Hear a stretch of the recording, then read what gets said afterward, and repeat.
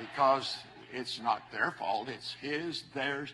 Point the blame somewhere else. Discourage people. Pass the blame. And the third thing they do is they exaggerate. He brought us out here to kill us. Isn't that a bit of exaggeration?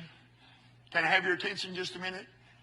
I would like to have said to them, if God brought you out here to kill you, it wouldn't take him 39 years. I guarantee you. He could have been done with this mess a long time ago. Come on, if that was his purpose. But discouraged people exaggerate the situation. There's no water. 40 years and no water? Oh, well, we've had water, but not when we wanted it every time.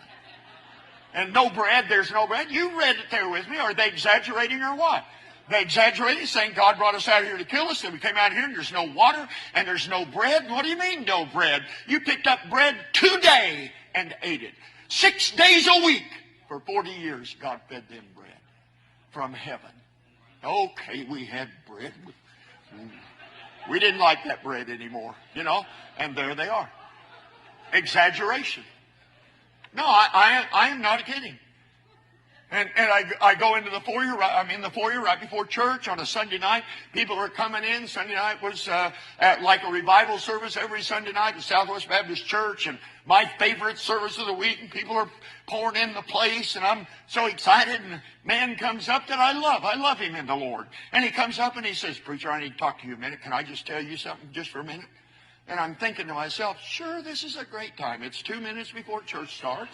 This is a great time to have a visit. So I stepped over at the side, and he said, "Preacher, a lot of people have been coming and telling me." And I said, whoa. Wait, how many? Well, I don't know how many. A lot of people. I said, well, how many? Well, I don't know. And we were standing where we could see through the auditorium, and people were gathering in there. And there's a lot of people in there. And I said, maybe 500 people? Well, no, not 500.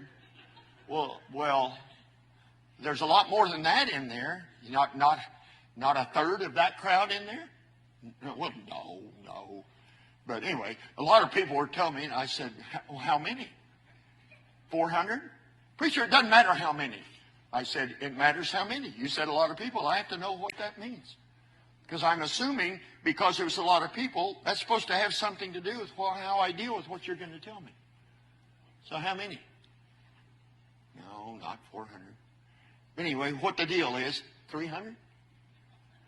Come on, you've read about Abraham appealing to God. No, I just kind of went that route, Got down to 100, got down to 50. No, and tried to weasel out of it. And I said, no, how many? 10? No, sir. Less than 10. 2? Yes, sir.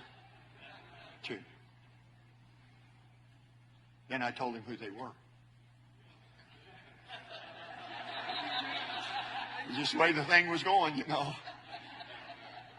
And I put my arm around him and I said, now look, if a lot of people are coming to you, the first thing you want to do always is go look in the mirror and say, why are they coming to talk to me? Because this really isn't your decision, your department, your insecurity. It has nothing to do with you. So that's the first thing. The second is don't ever come and exaggerate stuff and hold it like a hammer over a preacher's head. Don't do that.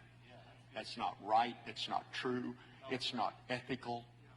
Don't do that. And then later he apologized for taking that approach. And he's not in that church anymore. But we still love him. I still love him. I could call his name right now. Had strong affection for the guy. But he was dealing with a lot. And he himself was in a state of spiritual depression and exaggerated the situation. See, that's what people do. Everybody's against me. Oh, man.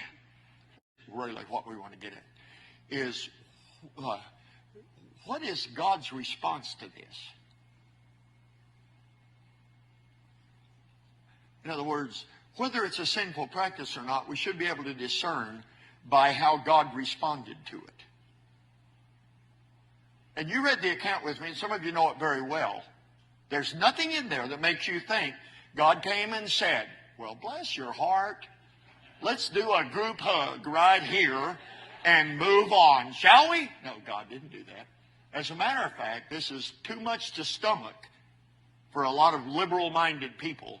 But God, who is God, sent serpents among them to bite them. And much people died.